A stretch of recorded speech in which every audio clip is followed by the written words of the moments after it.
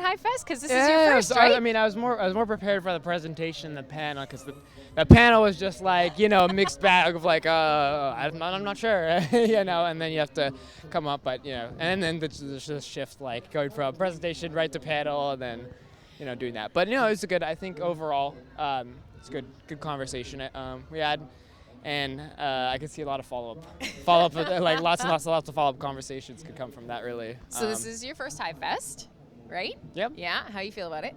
It's good. This is the chill space. You do it. This is not a presentation. You can be cool here. We're gonna. Yeah. No. It's very good.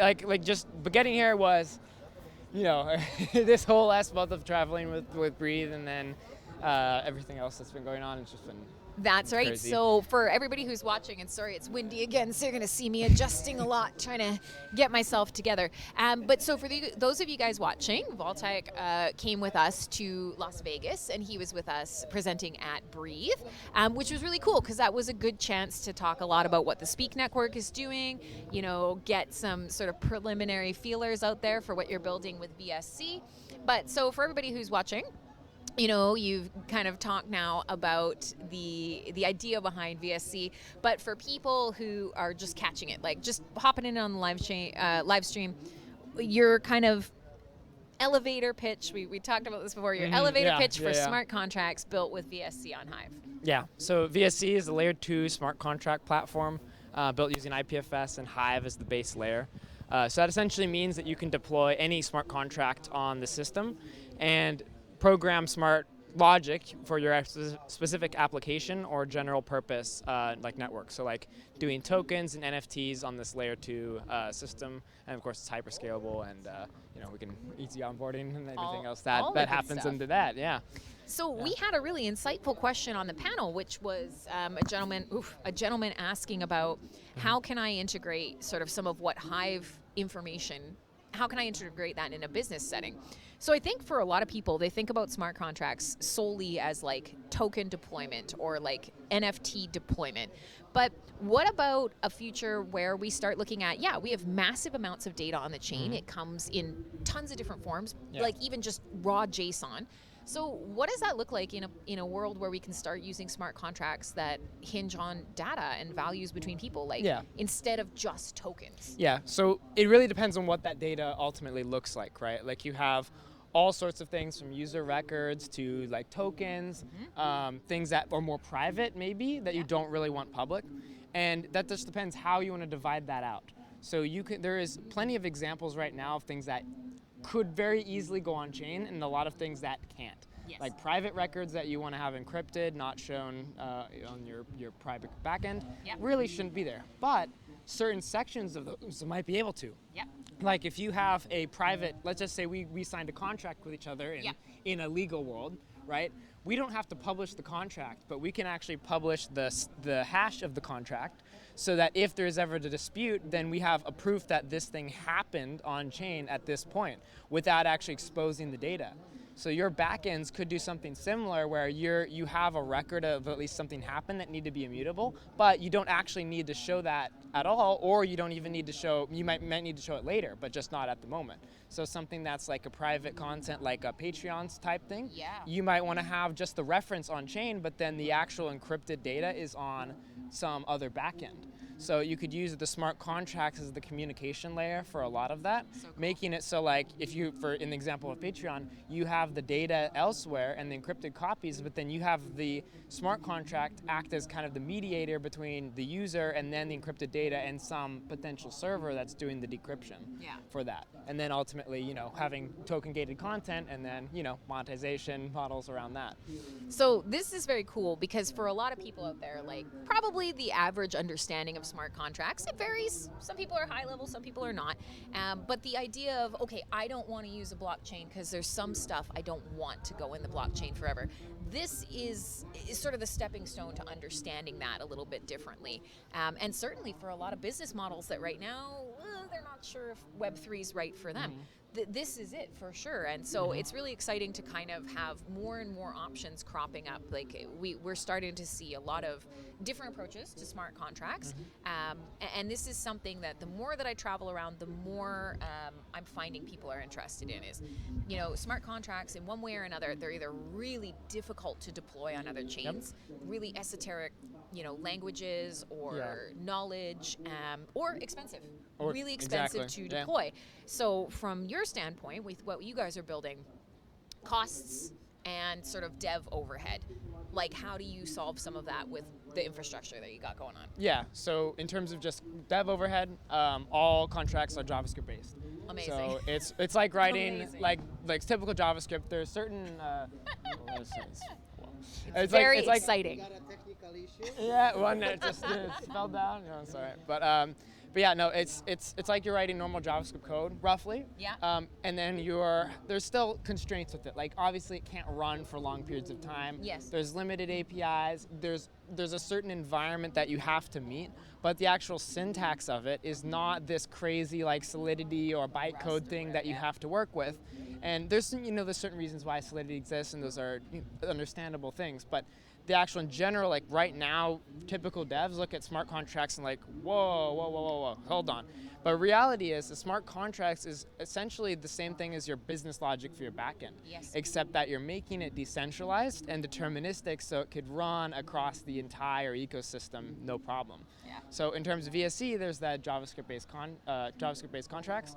And then in terms of actual cost, since it's off-chain, we can actually scale it. Yeah. So as your user base increases, the overall cost will stay roughly the same. I mean, it does have to adjust slightly, but other than that, you are pouring money in fees to actually increase the total nodes in the entire system, making it so that your overall data of the network can increase and scale without your costs going through the roof. Realistically, like that's the end goal. Yeah, which is fantastic because it's obviously not really what we've seen happen in our space. But let's be very realistic, right? I mean, but gas fees have literally driven entire separate projects to become roll-ups, and it's a mess. It's a mess right exactly. now. But also the idea of just kind of being able to approach things. If I have a knowledge of JavaScript, being able to approach, okay, I can read and maybe even backwards sort of deconstruct something someone else has done. It's new blood into smart contracts, which is a real problem right now from my standpoint anyways, is especially in Ethereum and EVM systems. Somebody just forks it and they deploy a smart contract because they're like, somebody else did it, it looks good. I don't know what it is, I changed some variables, this is mine now. And then inevitably, you see 5 contracts all get rugged at the same time or all have the same.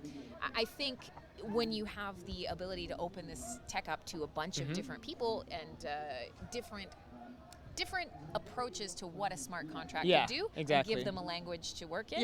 It's fantastic. And a lot of things I've been trying to kind of do JavaScript, right? And even like Bitcoin has their own variant of smart contracts. They're really just conditional payments. They're really just conditional payments, right? But that's its own way you can think about it, is that here's something that does smart logic on a blockchain that then can do arbitrary things that I define. And that's really what the core of it is how much you can actually program on the chain without forking it or needing to do all these big changes. And then you get the whole network effect of everything operating on the chain. So I love it. It's fantastic. So okay, this is kind of high level stuff. So what stuff that you do on Hive that is not ridiculously technical? This may be actually a hard question for you, because you are a technical person. And every time we get talking, it just devolves. But we've also got some people just hanging out. They got to see your presentation. What about maybe talking a little bit about some of the Speak stuff, or? Sure. And I mean, like I occasionally post blogs, technical updates. So doing blogging. I mean, it is He's a technical guy. Yeah, this is hardcore. I mean, and then all the stuff I'm doing with 3Speak, of course, building a new refactor in the back end, and then Union Indexer, and all of that. Which, the Union Indexer, for example, just really hits the points about being able to really control your feed. Like being able to change and modify, add filters, whatever you want to do. They're noisy over there. You guys maybe comment on the stream and let us know if you can hear all of this wonderful background ambiance. We have a question. Okay. Yes, we've got a question. All right. It's me again, unfortunately. So, question for Vaultec. how did you reach the position of being the technical advisor for TreeSpeak? And there is also Voltec, I love you from Manklar at Hive. Oh. Okay. He can figure out that later. Let's go back to the question now. Yes. So if you want, you can read that again. Maybe that will be easier. Yeah. Yeah. Yeah. So Okay. it's kind of a long story, but the short answer is back a long time ago, I have my friend Graylin, Oh, yeah. who introduced me to Dan and Matt. Yes. And then we started talking, me, Dan, and Matt started talking about what eventually became the Speak Network. And then part of that same process was also the previous two devs that were working with TreeSpeak, Nico and Chris. Yep. For other explanations, Nico is gone. Yep. And Chris, he went off and did his own thing, another, more Web2 like Yep. project. And so then that kind of left me with the role of maintaining and actually running TreeSpeak proper. Aside from, and then also along with that, building the Speak Network. So we gained you via the network effect. Yeah, Yeah. Graylin found you, brought you in. So Yep. yeah, great. Oh, so he probably isn't watching this, but just a shout out to Yeah. Gray. You're a lovely human. I hope you're doing cool stuff. Yeah. So yeah, that's really cool. One of the things, and this is another sort of slightly loaded question, but I have you, so we'll do it. We need more devs on Hive. This is a constant problem, and I know you guys run into it, and certainly, you're probably asked by other people, hey, can you help us too? Or hey, can you? And so we have this really great collaborative atmosphere, and we often see different dApps helping each other, sharing code, and that's how it should be. But what do you think would be a good thing for us to pursue to kind of let other people know how easy it is to build on Hive? Now, I obviously, I'm getting working with our core devs to tackle docs because they could use some work. But apart from that, we have common web languages. We have libraries for everything. We have a lot of infrastructure built specifically to help us pull information. What do we need to do to make things attractive to devs? Is it just such a competitive environment that it's a financial incentive, or is there something else? How do we just get people to see us? Feature parity. Yep. And the actual not just clarity of libraries, but also really good libraries. Yeah. So like, for example, with our own work for TreeSpeak, our authentication system has its own set of React hooks. Okay. So we have some Zustan state management that has React hooks, and we can manage like a Hive keychain login and connection and all of that. Cool. And that makes it a lot easier. Totally. For us, because we are in the React paradigm, and it's like a Web 2 thing. We're interacting with all of that. And I built similar stuff like that before for other systems, and that kind of thing is really what I'd love to see, a standard system like that. Yeah. And on Ethereum, there's a lot of solutions already like that provide you with these really good tools that's like plug and play practically. Yeah. And we were talking earlier with the guy who's doing like Unity development, and he wants to do an SDK for Hive, and providing something like that that's plug and play for Unity developers. So now you have game devs that have access to Hive very easily. Yeah. And I think the other thing too is try to onboard Web 2 people. So go out and find people who are developers and say, hey, do you want to work with Hive, or do you want to work with blockchain? Even people that don't know much about blockchain in general. Yeah. And try to get the general feel of how that onboards. Because you're looking at those people who are in a Silicon Valley, startup environment, and they're the ones that are the most critical out of all of these things. I was just gonna say, because that's tricky too, is going out and telling people, hey, I got a really cool blockchain. Instantly, in a lot of spaces, Exactly. And especially a lot of tech adjacent spaces, they're like, nope, get out of here, scammer. Yep. That's gonna be a tough one to tackle for sure. Yeah. And I think that's longevity. I hope that's longevity, that we wear them down over time. And it's also making your system very, obviously simple and all that, but competent, so that it's not this thing that's like, I don't know, it's confusing, it's all that, and then it has problems, and it's actually something that works, and that's from all the way from from the Hive backend itself, making the API docs easy, making the tooling easy, all the way up to the front end. Yes. Like all of that is just you know, a lot, a lot of stuff that has to be tackled. It is, and so it's funny because obviously because you're working inside a project, you don't have to deal with me as much. So good for you, because I'm kind of like Hive's nagging mom, and so yes, slowly I'm wearing a lot of the core dev team down to as like I know that we have.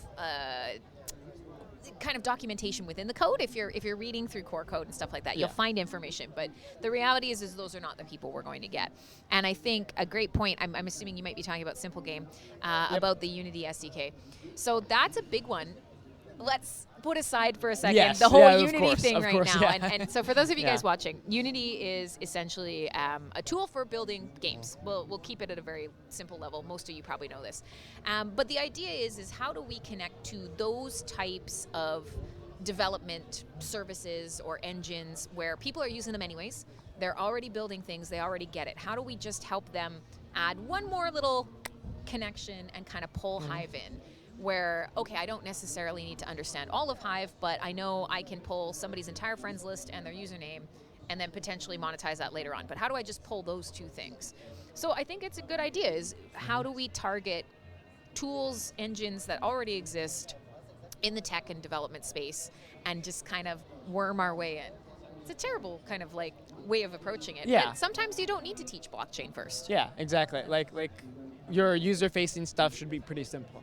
And like with the thing I was talking about VSC, the resource delegation to authorize a transaction is run a Web2 request, get a code, enter it into your transaction, which happens all in the back end. User doesn't see it, and boom, now you have an on-chain transaction. Yeah. Not even the on-chain involvement. You just say, hey, here's my code, and then here's my transaction, and now you have on-chain without actually needing a delegation or an account or staked credits or. Because that's definitely a tricky part of our ecosystem.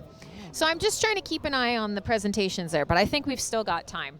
Yeah. So, you know, the more we talk, the more we kind of get through the techie stuff, and then we just get to ask like the fun stuff. So while you've got people, what do you want to talk about? What's something that interests you? Because if not, you're going to start getting my random questions that I lob at you again. We could do random questions. Well, let's have Neo, just double check if there's any questions in the chat for us, because we've been asking some techie stuff. He's not going to do it. He's not going to look at your questions, guys. He says he's going to look, but he's not going to look. He's too busy. Now he's coming over. Now he's doing it. We're just saying check on chat. Yeah. We're talking about some tech stuff. No, there is nothing on the chat at the moment. All right, so it's up to me. No more questions. It's up to me. It's up to me to keep things rolling. Yeah. So now we get into the get to know Vaultec stuff. So first time to Mexico? Well, first actual time, but I've been in the country. There's probably a record of it somewhere that I've been in the country, but I haven't actually been here. So yeah, first actual time. So you came in last night. What do you think? It's pretty beautiful, hey? Yeah. You could come down here because I mean this is decently close for you. Yeah. And so first HiveFest set of parties. Are you looking forward to the Free Chain documentary? Are you sticking around for that? Yeah, no, I rearranged. I saw that there was a bunch of stuff there, and so I rearranged the hotel and my Airbnb and all that on the going back side. So I was like, all right, well, I'll just stay the extra day. Good for you. Yeah. So I'm not. Oh, wait. There is a question. There we go. From John Snow. Oh, from John. Any updates to share about 3Speak? Okay. Gotta switch gears here. Yeah, so for 3Speak, we're right now working on the refactored version, which we're getting really close to releasing that over the next couple of weeks to months. So that's going to feature an all-new UI that's built with the new backend, and that also supports off-chain accounts. So everything like with the Ethereum logins, and it's posted off-chain, and completely new login system, so you no longer have this weird email password thing where you have to log in with your email and okay, I'm not gonna lie, I struggled with that when I first made an account. I ended up making like an account and it wasn't linked to my Hive account. So. Yeah, so it's gonna be very simple. You can still log in with the email password for the legacy users and people that just want that, but it's native, like you log in with Keychain and that's it, or you log in with Ethereum or some other SSO providers. It's looking like we'll also do part of that launch, also log in with social. Oh yeah, great. So like logging in with like Discord or Google or Facebook. So that looks like promising. We have the UI stuff right now done. It's just about getting it all finished. I mean, that's the thing, right? Smooth that path in, make everything look good, make everything easy. Yeah, exactly. What about Hive Authentication Service? Hive Authentication Service. I think we'll have another variant of that too in there, because it will be like a section that's just like login with Hive, and it's like keychain, Hive Here's Auth, everything. Hive Signer, Perfect. whatever else you want to have in there, and then Options. and then you can pick whatever you want there. Excellent, So, excellent. So I think they're collecting questions towards the end of Brian and London's interview, so we're slowly coming towards the end of your time with us. But I feel like we should both peer pressure Block Trades into coming on air. So anybody who's watching right now, leave some comments and ask Block Trades to come sit as well, because he's avoiding it. He's standing over here, but we'd like to bring him over so you guys can put him in the hot seat. But he's avoiding it right now. So yeah, I mean, now that I've asked you a bunch of dumb questions, do you want to turn the tables on me? You don't have to, but it is an option if you would like. I don't even know I don't even know what I'd really ask you. Right? Interviewing is hard. Yeah. This is a difficult thing, for sure. I mean, how do you like being the face of Hive? I hate it. It's awful. It's absolutely awful. No, it's Yeah, it is. It's awful. Because I think there's a very large diversity of opinions on this chain, and I have a pretty strong version myself. Yeah. And I don't want to shape Hive too dramatically towards my views. Yeah. Mine are just one of so many. Yeah. So it sounds like we're getting some applause. I think we're gonna bring Brian over. So wave goodbye to everybody. All right. Thank you for chatting with us. And of course, if you wanted to check out the rest of Vaultek's presentation, they will be on the YouTube, and there will be replays of this available to you. So if you missed all the cool stuff about VSC, this is your guy. Yep, and go to vsc.eco. Also look on PeakD, vsc.network. We released the draft proposal last night at midnight, 5 minutes after midnight. There so you go. Technically today. The so we freshest, released the freshest of fresh. The draft proposal. So take a look at that. It'll be in comment period over the next 2 or 3 weeks, and then I'll do an actual final draft that has an amount attached to it. Smart. And then now we'll have a proposal for VSC funding. All right, so get in there, check it out. Always want to get the people into the proposal system. So, all right, we're going to get you handed off, my dear. Let's see what Brian's doing. And if you're a developer and you want to work with VSC, vsc.eco/jobs, and we have an application form. Heck yeah, jobs on chain. Jobs on chain. Okay, bye, thanks.